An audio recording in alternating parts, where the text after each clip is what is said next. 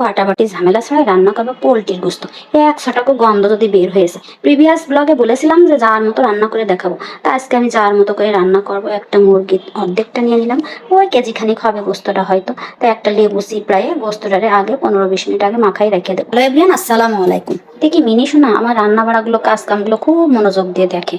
Facebook page চালাতে চালাতে সময়ের এত অভাব পড়েছে, চামড়াগুলো টাইনিয়ে খুলে ফেলে দিলাম। মুরগির গোস্তটারে কাটাকাটি করে নিয়ে আমি চলে গেলাম সোজা কড়াইতে। এখানে নিয়ে নিলাম আমি 4-5টা দারচিনি, 4-5টা ইলাচ ফল, 4-5টা লবঙ্গ আর বেশ কিছু কালো গোলমরিচ। আগে এগুলো ভালো করে টাইলে নিতে হবে, তা না হলে আগে আগে জিরে দিয়ে দিলে সেগুলো আবার পুড়ে যাবে। এগুলো লাল লাল করে নিয়ে ধনে আর সাদা গোলমরিচ আর সামান্য একটু জিরে দিয়ে ভালো করে এটারে ভাইজে নিতে হবে। মশলাগুলো ভাইজে লাল লাল করে নিয়ে এইবার এটারে আমি উঠাই নিলাম বিলিন্ডারে।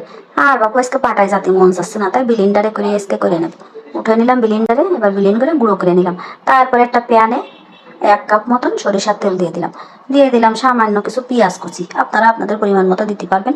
তারপরে পেঁয়াজ কুচিটা একটু লাল লাল লাল লাল করে নিয়ে এবারে দিয়ে দিলাম কিছু রসুন কুচি। এবার কিছু আলু ওর মধ্যে দিয়ে ভাইজে নিলাম। আলুটা আবার আমার অন্য সময় ভাজতে গেলে বহুত সময় চলে যাবে, তার কারণে পেঁয়াজের সাথে দিয়ে আমি আলুটারে ভাইজে নিলাম।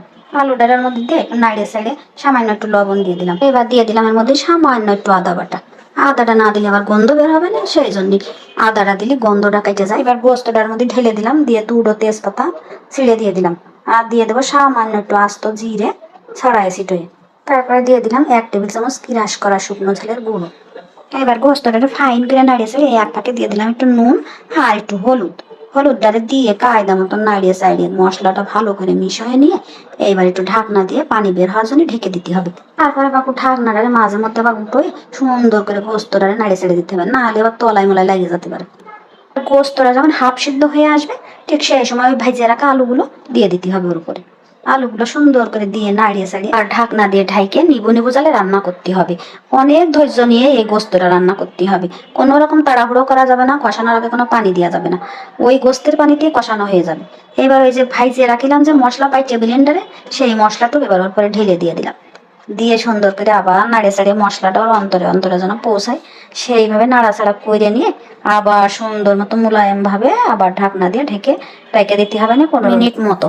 তারপরে এইটারে সুন্দর মতো এবার ভাজা ভাজা করে কষাই নিতে হবে না, আর কষানোর শেষে সামান্য একটু সয়াবিন তেল দিয়ে দিতে হবে না। ভালো করে ভাজা ভাজা করে কষাই নিয়ে দেখুন গোশের কালার কিরকম হয়েছে। এরকম একটা কালার ধরে আসলে তারপরে এবার সামান্য একটু ঝোলের পানি দিয়ে দিতে হবে না। এবার আরো 5-10 মিনিট মতো জ্বালাই নিয়ে গোস্তে যখন একটা বলক মতো চলে আসবে না আর কালারটা বেশ পারফেক্ট চলে আসবে না, তখন এবার বুঝতে হবে গোস্তটা হয়ে গেছে। হয়ে গেল আমার পারফেক্ট ভাবে গোস্ত রান্না। হয়ে গেল পারফেক্ট ভাবে আমার চায়ের মতো পোলট্রি রান্না, গন্ধবিহীন পোলট্রি রান্না। তো আর তোর সহ্য ছিল না, দ্রুত করে কয়টা ভাত নিয়ে নিলাম প্লেটে। খাতে কি যে মজা বইলে বোঝাতে পারবো না। গরম মশলার ঘ্রাণে খাবো কি, ঘ্রাণেই পেট ভরে যাচ্ছে। এক গাল করে ভাত খাচ্ছিলাম আর ঘ্রাণ আর গোস্তটা নরম নরম হয়ে গেছে, এত মজা লাগছিল। তো একবার রাইন্দে খাইয়ে দেখেন। তো এরকম সুন্দর সুন্দর রেসিপি পাতি হলে আমার পেজটিতে লাইক কমেন্ট ফলো দিয়ে পাশে থাকতে হবে না কিন্তু। ভালো কথা বোনরা ভাইরা সবাই একটা একটা করে শেয়ার করে দিও প্লিজ। রেসিপিটা সত্যি যদি ভালো লেগে থাকে তাহলে নিজেদের টাইম লাইনে শেয়ার করে রেখে দিতে পারো। তো আজকে আমি চলে যাচ্ছি, আর যে যেখানে আছো সবাই ভালো থাকো, সুস্থ থাকো আর আমার জন্য অনেক বেশি দোয়া করো। আল্লাহ হাফেজ, ধন্যবাদ।